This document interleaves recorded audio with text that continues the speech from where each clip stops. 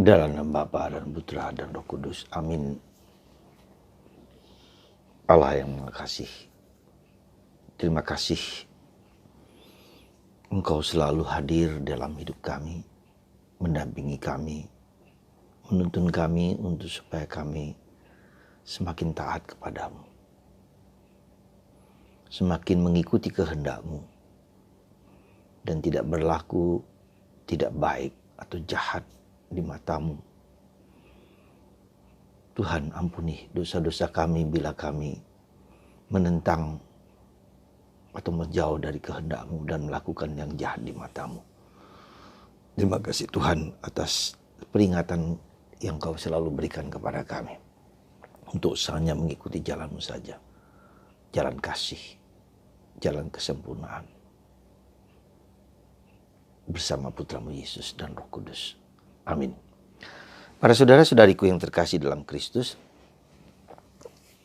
kemarin dalam bacaan pertama dari kitab Raja-Raja tanggal 15 Juni kita mendengar bagaimana Raja Ahab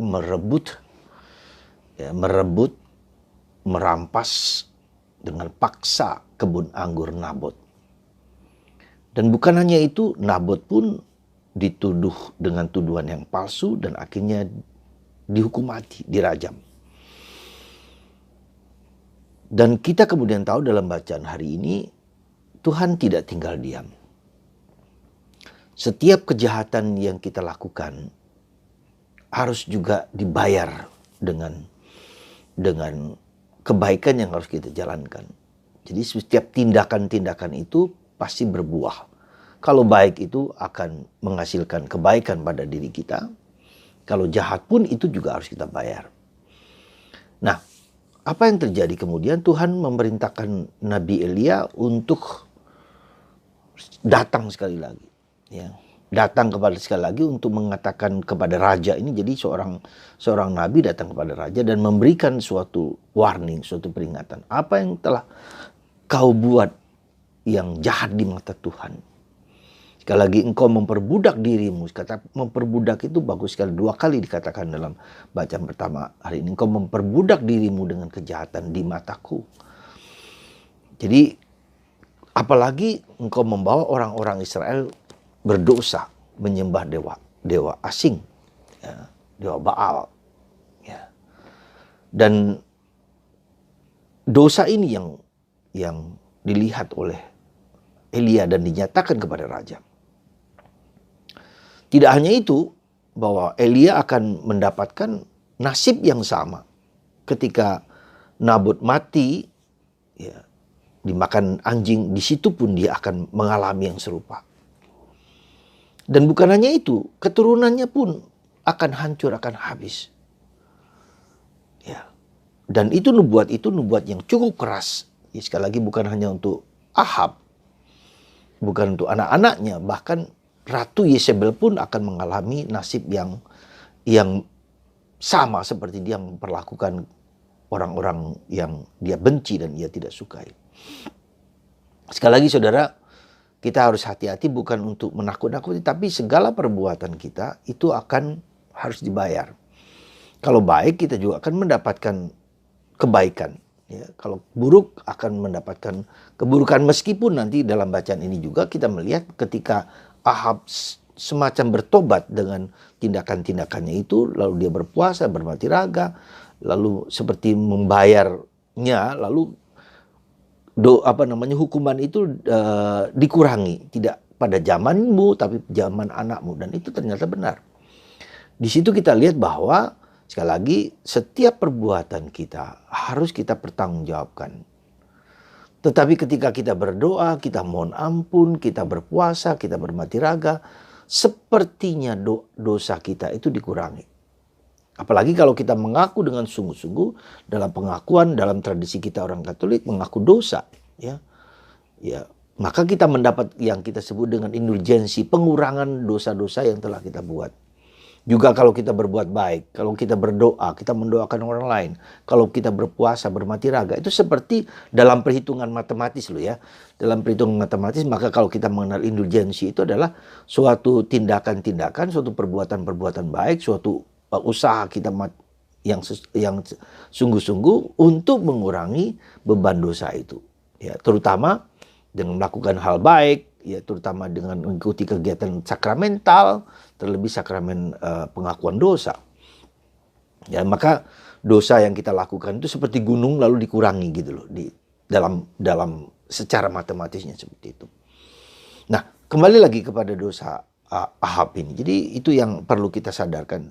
Ya bukan berarti kita pamrih bahwa apa yang kita lakukan itu seolah kita ingin dosa kita dihapus. Bukan itu, tetapi bahwa kita juga dengan pertobatan hidup kita, dengan perbuatan baik kita, dengan keutamaan-keutamaan itu, maka dengan kata lain, dosa kita semakin lama semakin dikurangi. Ya, maka itulah yang disebut proses pembersihan, proses purgatori selama kita masih hidup, proses pengurangan dengan segala dosa kita. Ya, maka betapa pentingnya kita juga melakukan suatu perbuatan-perbuatan baik di dunia ini. Ya, nanti ya kita katakanlah timbangannya itu kita menjadi lebih banyak yang kudus kebaikannya daripada kekurangannya.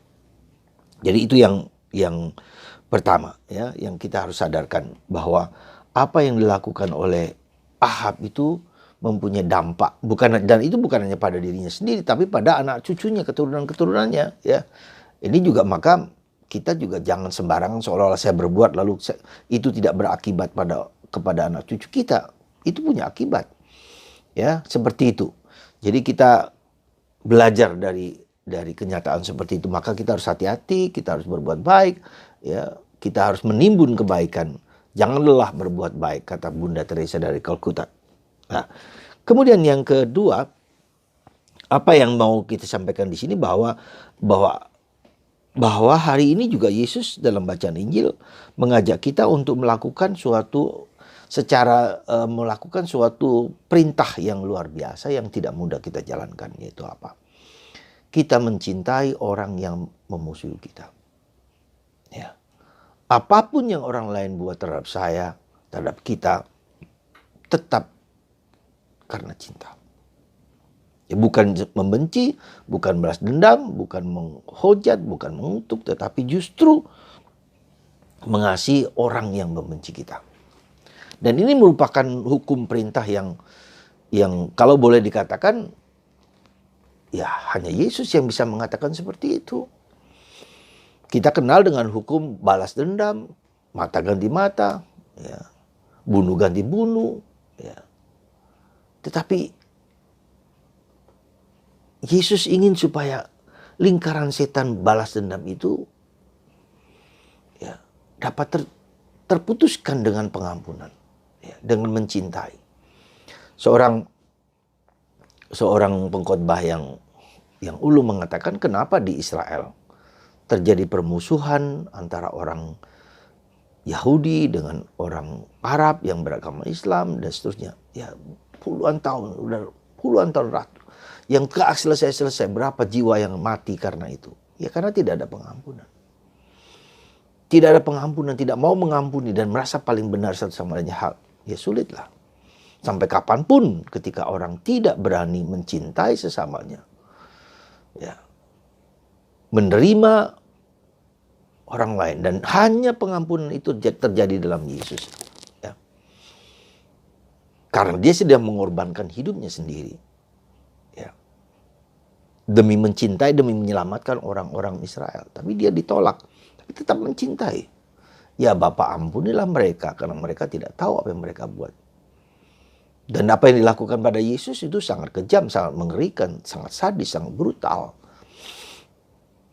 Tapi itulah yang terjadi. Ya. Ada suatu cerita yang saya ambil dari khotbah seseorang juga. Ya. Ravi Zacharias bercerita tentang seorang Yahudi yang selamat dari kamp tahanan Auschwitz. Ya.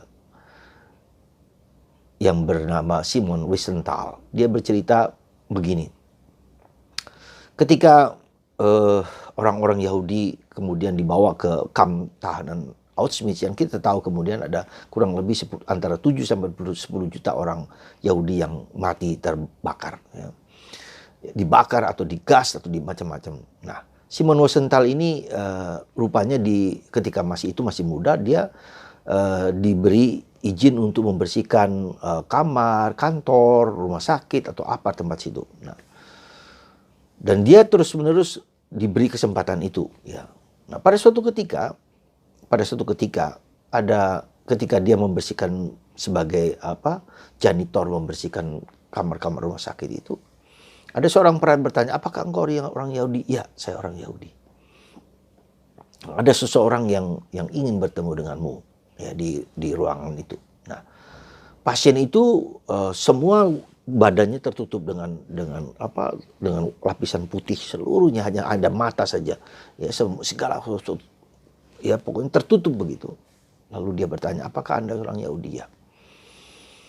Dengan berat si pasien yang hanya mungkin terbakar, pokoknya dia tidak tahu persis kenapa dia begitu, hanya matanya saja, tapi terbungkus dengan perban dan seterusnya, dan seluruh tubuhnya. Dia mengatakan begini kepada Simon, waktu itu masih muda, dia mengatakan, kau tahu, begitu banyak orang Yahudi mati, dan sebagian itu juga karena saya. Dan sampai sekarang saya di tempat tidur ini merasa bersalah. Dan hati saya menangis, memberontak, marah, gelisah, cemas. Ya. Sebentar lagi saya akan mati karena penyakit yang saya derita ini. Kurang lebih 100 orang atas perintah saya, mereka saya bunuh. Saya minta kepada Anda, atas nama Anda sebagai wakil orang Yahudi, bersediakah saya minta Anda mengampuni saya atas nama orang Yahudi, atas segala dosa, kejahatan yang saya lakukan. Begitu berat Simon menatap dengan wajah yang marah, tak terlukiskan. Dia diam, dia menatap. Bapak itu memohon dan memohon.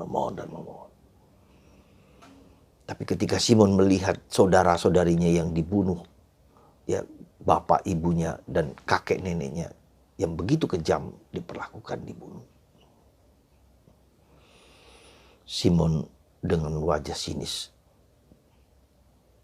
tidak menanggapi kata-kata dia, permintaan dia, pergi, dan dia banting pintu itu. Dia tidak mau memaafkan.